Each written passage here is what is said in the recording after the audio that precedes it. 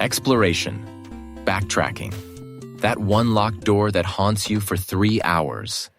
These 20 games define the genre on Switch, and one of them is the best of its kind ever made. It looks like a student project.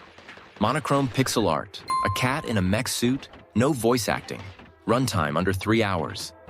Dismiss it, and you miss one of the tightest, most focused Metroidvanias on the platform. Gato Roboto strips the genre down to its skeleton and shows you how little fat it actually needs. Every room is intentional. Every upgrade reshapes your movement. Developer Doingsoft built the entire thing in 2 weeks for a game jam before expanding it into a full release. And the precision of that constraint still shows. On a platform drowning in sprawling 100-hour epics, a 2.5-hour game that respects your time and delivers nothing but precision is its own kind of rare.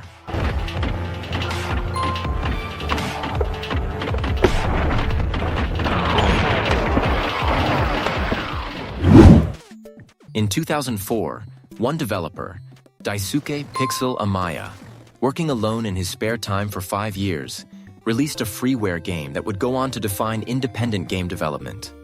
Cave Story is the grandfather of the modern indie movement, and its Switch port is still the definitive way to play it. The dual currency health system, the morally weighted story choices that change your ending, the Dokutsu-style physics. None of it has aged. Critics sat at an 88 on Metacritic when the original came out, and the community has never stopped recommending it since. What it accomplished with zero budget, zero team, and zero publisher is a benchmark that still embarrasses games made with hundreds of people.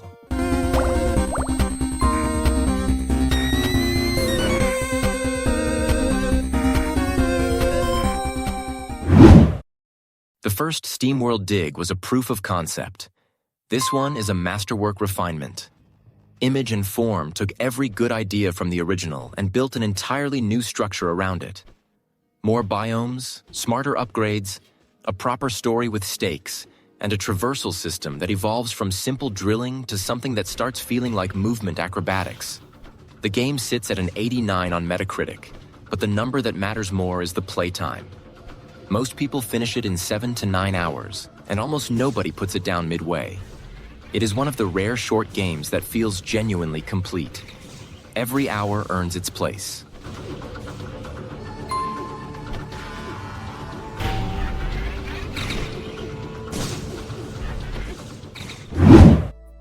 The original Axiom Verge was Tom Happ alone, building a love letter to Metroid in his evenings for 5 years. The sequel shifts the design philosophy completely. Slower, more atmospheric, less combat-focused, with a drone mechanic that lets you infiltrate areas your body can't reach.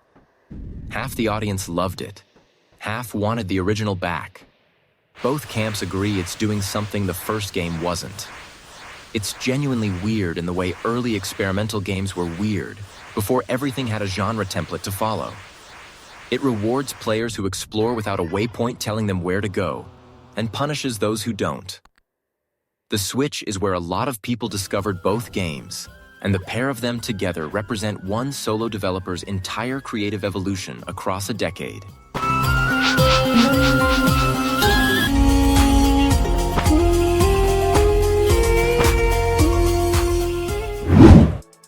This one flew under the radar for most people who weren't already deep in the genre. A spin-off of a 1990s Japanese fantasy anime, developed by a tiny team, released in early access and quietly growing one of the most devoted cult followings in the Metroidvania space. The elemental absorption system, where you swap between fire and wind spirits to absorb certain enemy attacks and power up your own, gives combat a depth that most action platformers don't bother with. The artwork is gorgeous, the soundtrack is better than it has any right to be, and the boss design is some of the most satisfying in the genre. If you came to it as an anime fan expecting a decent tie-in, you left a convert.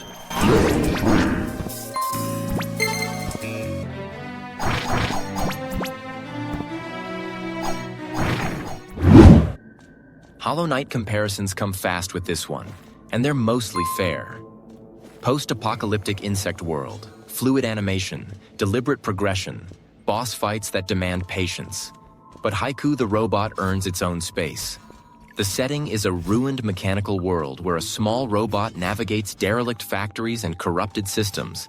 And Devamar Games built their debut title with a level of environmental storytelling that most studios can't pull off on their third game. The parry-focused combat separates it from anything else in the genre on Switch. Timing your deflections instead of just dodging changes the entire rhythm of every encounter. It scored an 81 on Metacritic, but the user community pushed the praise significantly higher. Debut game. These people are going somewhere.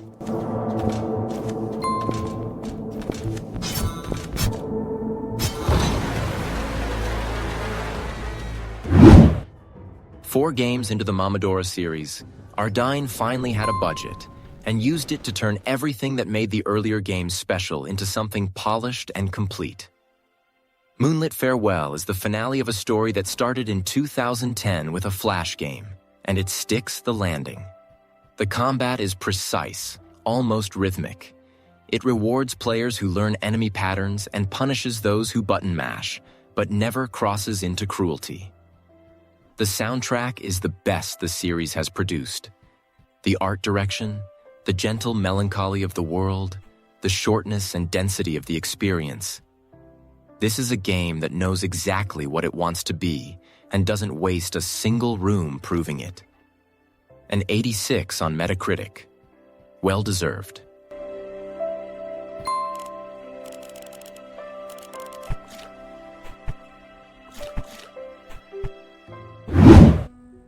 A rabbit with a giant mechanical fist in a diesel-punk city occupied by a robotic legion.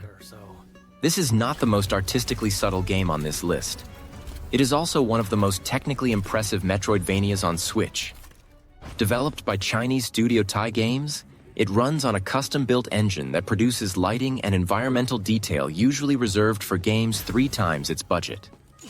The Fist Whip Drill combat system gives you 3 entirely different feel states in a single button set, and switching between them mid-fight is when the game opens up.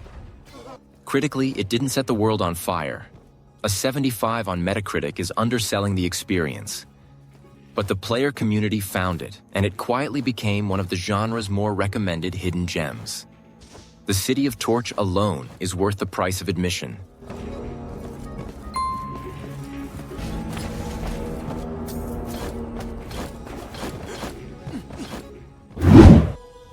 Don't let the pixel art fool you.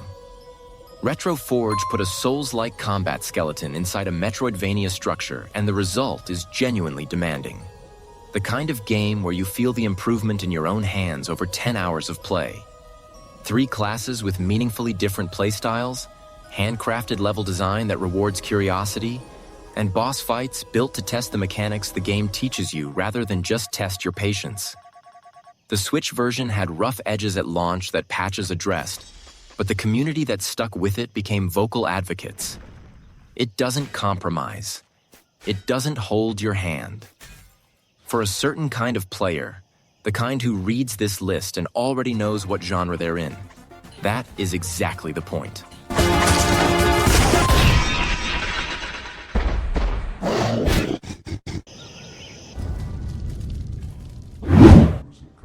This is the one most English-language audiences missed because it came from a Spanish studio, Aeterna Game Studios, working with almost no marketing budget outside their home country.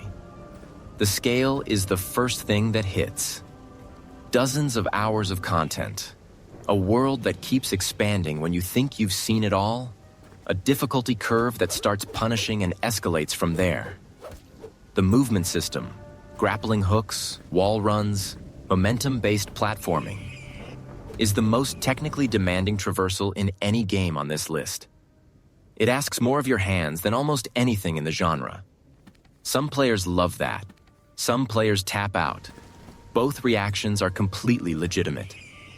At an 85 on Metacritic, it's one of the most ambitious Metroidvanias ever made by a team of its size.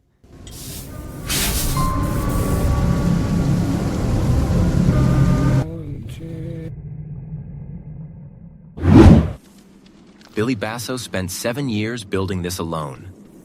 Not 7 years of weekend work. 7 years of full-time solo development, building a custom engine from scratch, hand-designing every environmental puzzle, every hidden secret layer, every detail that the average player will never find. What Shipped is a game that is simultaneously a beautiful atmospheric exploration title and a puzzle structure so deep that the internet was still discovering secrets months after launch. It scored a 90 on Metacritic. The community went further. Animal Well became the game that reminded people why Metroidvanias exist in the first place. Not combat, not difficulty, but the irreplaceable feeling of a world that withholds itself and then slowly reveals what it's been hiding from you all along.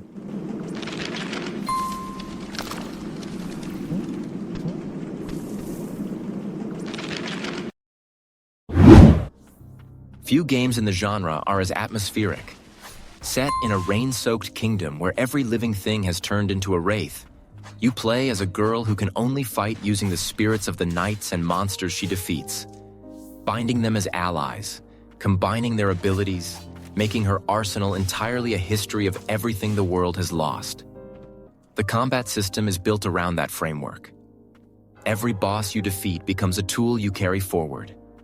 The visual design is striking, pale, waterlogged, perpetually gray, and the soundtrack is among the most beautiful in any Metroidvania ever released.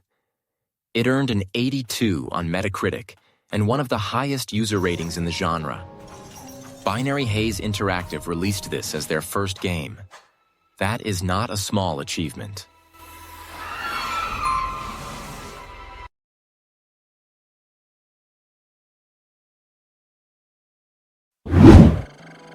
Three DS Castlevania games, Portrait of Ruin, Dawn of Sorrow, Order of Ecclesia, in one collection, with online leaderboards, rewind function, and the original dual-screen layouts preserved. If you played these on Nintendo DS in the mid-2000s, this collection is a reminder of how good they were. If you missed them, this is one of the most significant gaps you can fill in your understanding of the genre's history. Dawn of Sorrow's seal system was a design experiment that never quite worked. Order of Ecclesia is one of the 5 best games Konami ever made. Portrait of Ruin gave you 2 playable characters and nobody remembers it enough. All 3 belong on a best of list. Now, they're on one cartridge.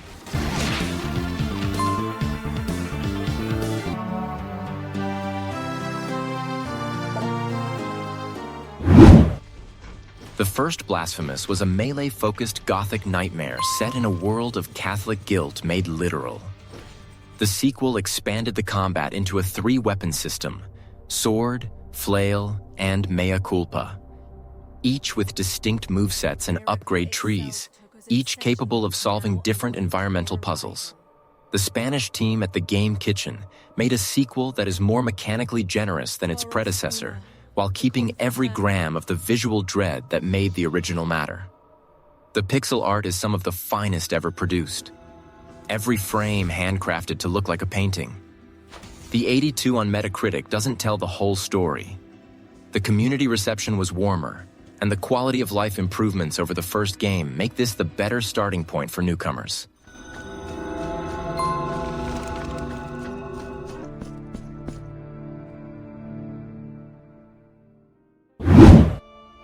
Moon Studios made a game so visually expressive that it changed the conversation about what a 2D game could look like.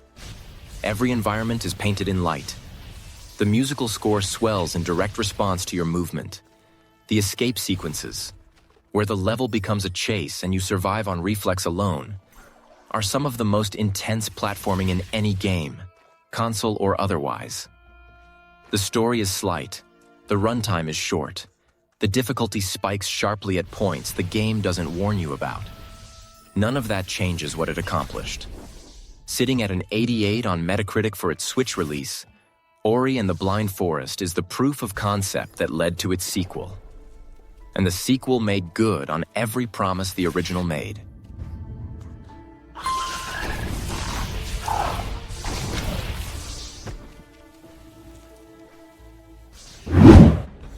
Moon Studios spent 5 years turning everything good about Blind Forest into something greater.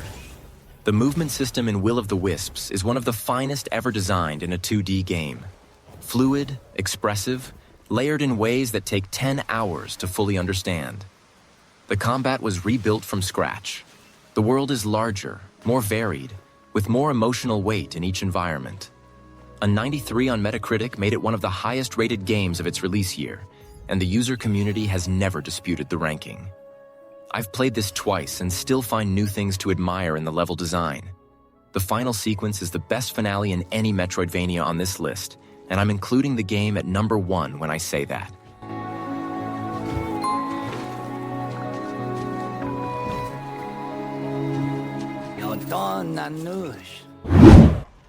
Ubisoft hadn't made a good Prince of Persia game in over a decade when this arrived in January 2024, and immediately became the best game the franchise has ever produced. The time manipulation combat system, where you absorb moves from fallen enemies and weave them into your own toolkit, is one of the most original mechanical concepts in any recent Metroidvania. The movement feels like a fighting game engine applied to platforming. The map system, which lets you pin screenshots directly to the map, is the most useful quality of life innovation the genre has seen in years. At 87 on Metacritic and genuine community shock at how good it turned out. Sargon is one of the best protagonists in any game on this list. Nobody expected this game. Nobody who played it expected to love it as much as they did.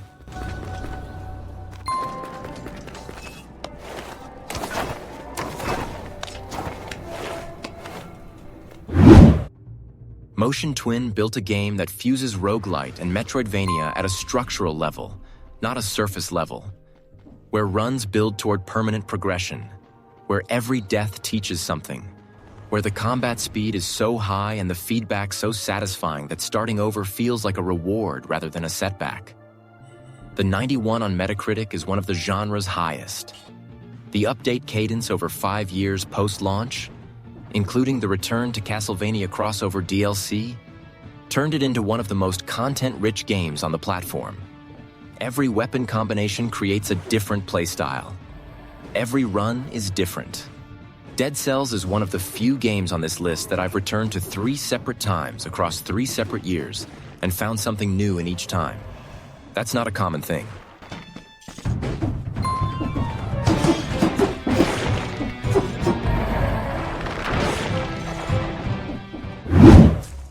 "19 years. That's how long fans waited for a 2D Metroid sequel. What Mercury Steam and Nintendo delivered in 2021 was the most technically refined entry in the franchise's history. A game that felt exactly like Metroid should feel while doing things the series had never done before. The EMMI sequences, where a near-invincible robot stalks you through decontamination zones, inject genuine dread into a genre that rarely manages fear. The Phantom Cloak stealth mechanic, the counter system that flows naturally into traversal, the boss designs that combine pattern recognition with split-second execution. Critics gave it an 88. The community pushed the user score to 8.8. For the series that invented this genre, producing one of the genre's best games in 2021, that's a statement.